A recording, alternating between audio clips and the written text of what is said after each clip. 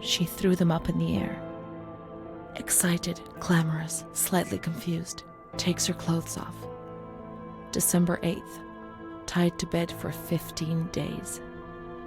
High-spirited, tends to make witty comments and use vulgar words, laughs hysterically and pleasures herself. The nurses report that about 2 weeks ago she remained in the showers on her own and didn't want to leave. They said that when they took her away, she swore at them and then lashed out and bit them. 2 nurses had to be treated for their injuries. They've kept her tied to the bed since then. Transferred to the slightly agitated ward, from the care of Dr. B to the care of Dr. C. I was with Amara in the showers.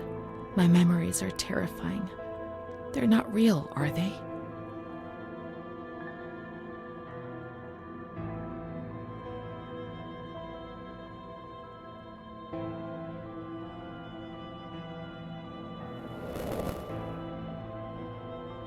December 15th. Dr. C. Patient notes. The abnormality of her psychic state has induced her to lead a life which is irregular and tends towards delinquency.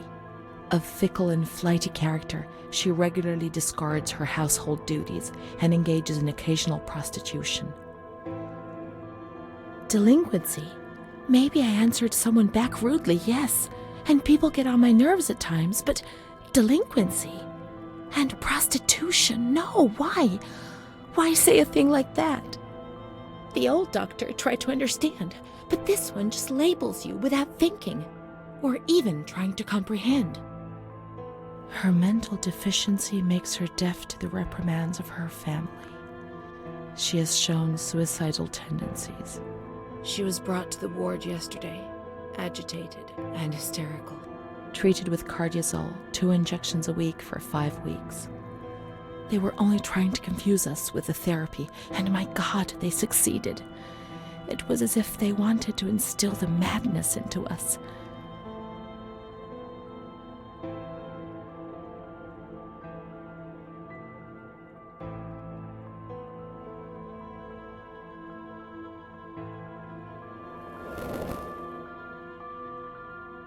June 2nd.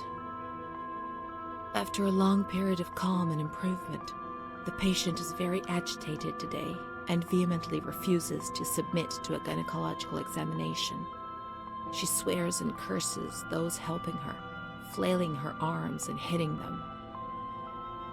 According to reports by Dr. B, the patient has been subjected to periodic checkups since she had a spontaneous abortion about 2 years ago in her 3rd month of pregnancy.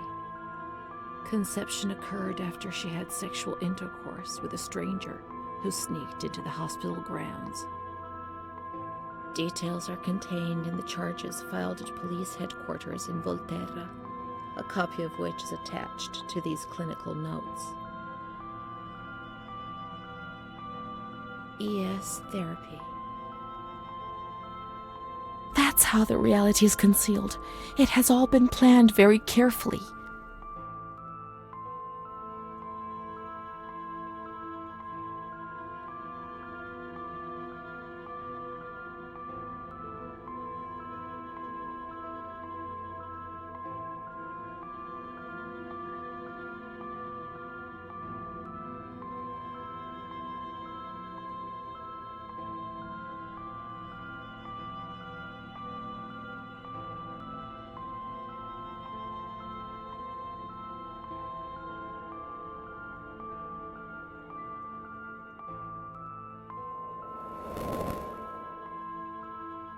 June 13th.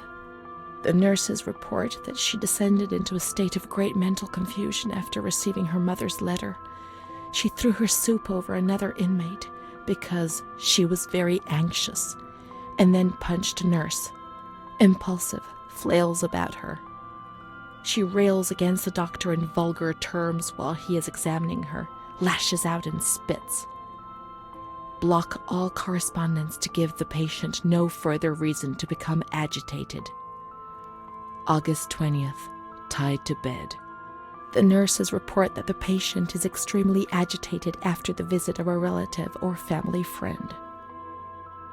2 days later, she is still shouting all the time that he commands her, that she must obey and harm herself, and that she is not Charlotte. All visits forbidden, constrained to bed, and intensification of ES therapy until we achieve results. No contact with the outside. That way nobody knew what was happening within these walls.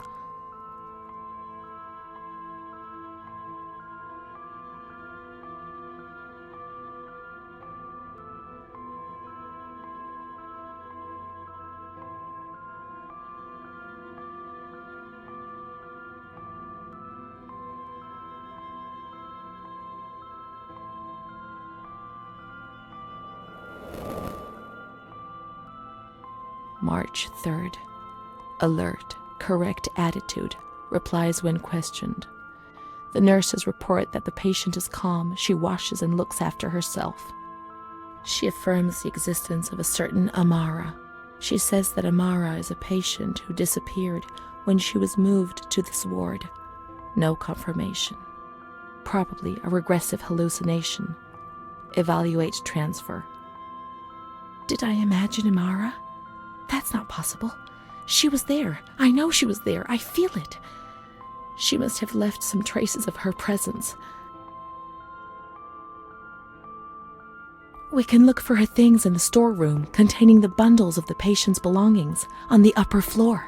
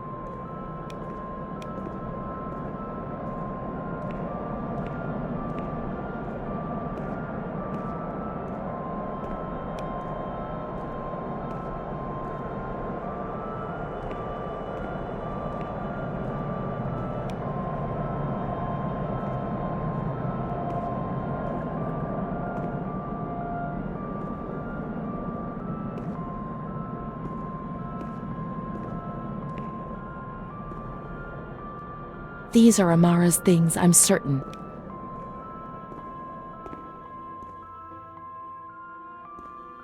Amara, there she is. She existed. She really did exist.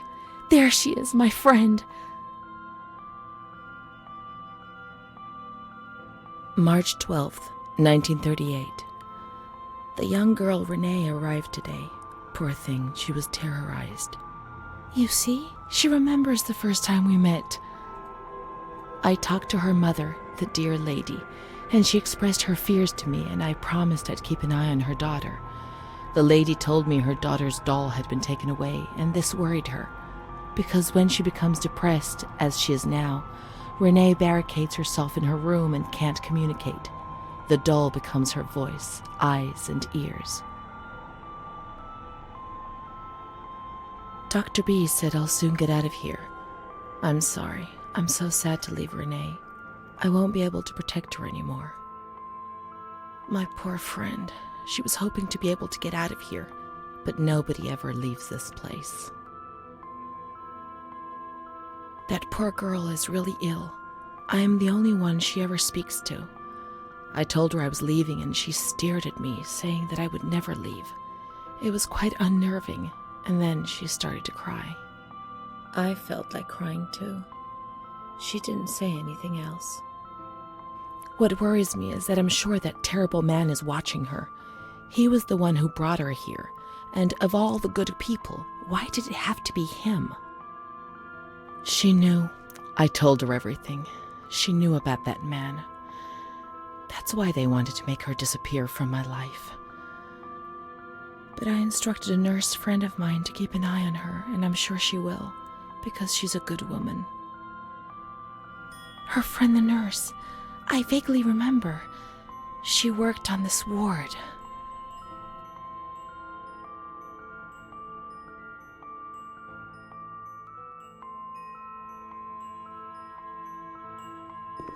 Let's look for signs of the nurse in the nurse's room on the upper floor.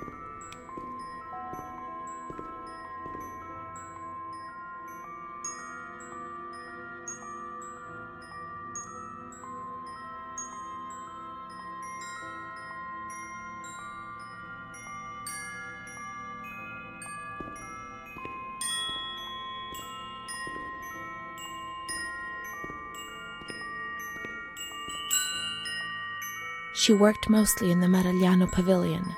Let's get out of here and find that pavilion. Renee was alone here. Charlotte had abandoned her. And without Charlotte, Renee couldn't communicate with the outside world. Mother knew that.